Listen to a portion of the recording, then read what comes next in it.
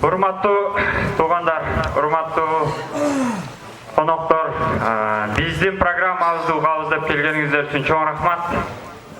Биздин 10 талапкерлердин программаларын баардыгын уктуңуздар окшойт. Мен эски проблемаларды эч айткым келбейт. Болгончо болду. Эми бул абалдан чыгышты айтышыбыз керек. Эми биз дальше кантип өнүгөбүз, ошону айтышыбыз керек. Менин жүрөгүм, мен Кадамжайдын Бүргөндү айылынан келдим. Ошол жактын талапкеримин. Сиздердин алдыңыздарга кызмат кылайын деп келдим.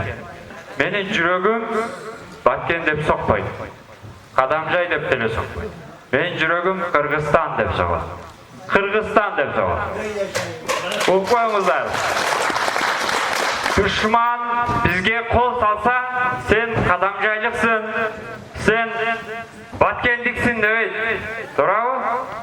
Кыргызстандын үчүн деп согушат алар. Кыргызстанга кол салат. Душманга биз кадамжайлыкпыз, нарындыкпыз, эч кызыгы жок. Туурабы же бизди бөлөбү? Сен бир депутаттын тууганы элең, сен Карабактан элең, сага таш ыргытабыз, кадамжайлыкка ыргытпайбыз дебейт. Душман Кыргызстандын бардыгын талкалагысы келет. Биздин ичибизде эң чоң душман бар. Ал биздин ичибизде азыр деле жашайт. Биринчи ошол душманды жок кылыш керек. Ал душман кайдагерлик. Биз кайдагер болгонубуз үчүн ушундай абалга келдик. Эгер биз туура депутат тандасак, кайдагер болбосок, ууруну ууру деп айта алсак, анда биз мындай абалга түшпөйт элек. Эми мындай абалдан чыгуунун жолу дагы бар. Ушул жерде айтылган бардык сөздөрдү сиздер бардыгыңыздар унутасыздар. Баарыбыз унутабыз. Бирок ким иштесе, биз кылган иштер тарыхта 100 жыл, 1000 жылдап сакталат. Биздин сөздөр унутулат, бирок биздин кылган иштерибиз бардыгы сакталат. Мына ата-бабаларыбыз Искак Разаковтар, Айбалаевтар кылган иштерди азыр дагы айтабыз. Туурабы? Эми кайсыдыр бир чиновниктер душмандарга биздин жерибизди берип койсо, аны азыр дагы айтабыз. Себеби ким кандай иштегени тарыхта калат. Мен Мадалиев Асылбек тарыхта Кыргызстандын чыгааны, Кыргызстан үчүн күйгөн адам болуп калгым келет. Мен атымды Мадалиев Асылбекти тарыхта алтын тамгалар менен ушул бала бизди сактады, ушул кыргызга жарады, ушул адам бизди чегараларыбызды куткарды деген ат үчүн, ошол үчүн мен кызмат кылам деп чечтим. Урматтуу туугандар, эми программага өтсөк, биз айткан бардык нерселерди каражат жок болсо, бир кыпынчалык бул көйгөйлөр чечилбейт.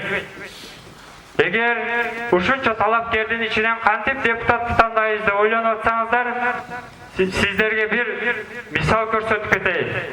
Бул менин балам эле, бул кадамжайлык бала эле, ушул бала жакшы сүйлөйт эле, ушул биздин айылдан эле, ушул баткендик эле деп шайласаңыз, ушул жерде айтылган көйгөйлөрдүн кыпынчалык чечилбейт. Унутпаңыздар. Кыпынчалык бул көйгөйлөр чечилбейт. Сиздер кантип шайлашыңыздар керек. Ушул бала жумушка жарайт окшойт. Ушул баланын акылы тунук окшойт. Ушул көйгөйдү түшүнөт окшойт. Ушул Кыргызстанга жарайт. Ушул биздин көйгөйдү чечет деп шайлаңыз. Мен 2014-жылы Кытайдын Ланчжоу деген университетинде окудум. Кытай экономикалык багыт боюнча дүйнөдө Американы кууп өттү. Кытайда бир дыйкан 100 гектарды технология жолу менен эгилегип, агрокультур деген жерде бизге айыл чарба продукцияларын экспорт кылды. Бир адам 1000 гектар жерди эгелди. Компьютердин технология жолу. Биз ошол жолго түшүбүз керек. Ошондо бизде каражат болот. Менин программамда ар бир үй бүлөдөн бирден ишкер чыгыш керек. Ошондо биздин чөнтөгүбүз катпайт, ошондо биздин бюджет болот. Качанга чейин өкмөттү карайсыз, ал жактан эчеге келбейт. Биз өзүбүздүн ар бир ишкер Кытайда ошон үчүн экономикасы өнүккөн. Ар бир үй бүлөдө dıyğançılığımız Robinson'un dıyğançılığının kopyası. Kodum şonday. Biz kaçan biz жаңы teknologiya ötürüz. Eskini taştaylı, zaman özgürüdü. Biz жаңы nerselerde öylönüşümüz gerek. Benim programımda her bir übüleden birden programist çıkış gerek. Her bir übüleden. Oşonda bizden kireşeyiz koyup, oşonda biz önügöz. жаңы nerselerde koşuşuz gerek. Bardık aytkan programmalarımız bardığı karajatka kelip takalar. Biz bolsa budjetni toldurmayın, biz putuğuzdu aldığa жылдыra albayız. Ne üçün biz жаңы teknologiyalarını kollanıp жаңы yerlerde özleştirmeyiz? Ne üçün? Bizde bilimimiz yok. Bilimsiz biz. Özümüzdün yolda özümüz salalarız mı? Salalmayız. Oşoğa teşeli bir injinerimiz yok. Oşoğa teşeli bir arhitektörümüz yok. Ben sizlerden şunça köp el çoğulganlığa öte razımın. Sizler kaydeger emezsizler. Kırgızstan ne olsa şol olsun degen adamlar emesken. Bu yerde önügüğünü kağlagan adamlar çoğuluptur.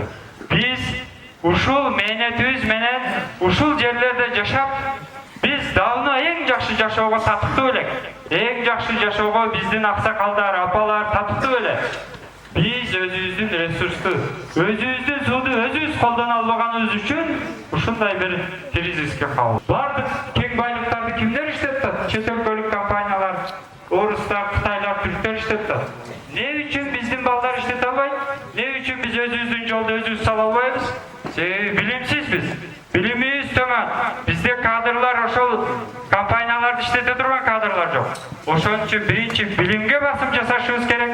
Урматтуу туугандар, сиздерди суук залда биздин программабызды укканыңыздар үчүн рахмат айтам. Мен атым Мадалиев Асылбек. Биз Кыргызстанга кызмат кылабыз. Чоң рахмат.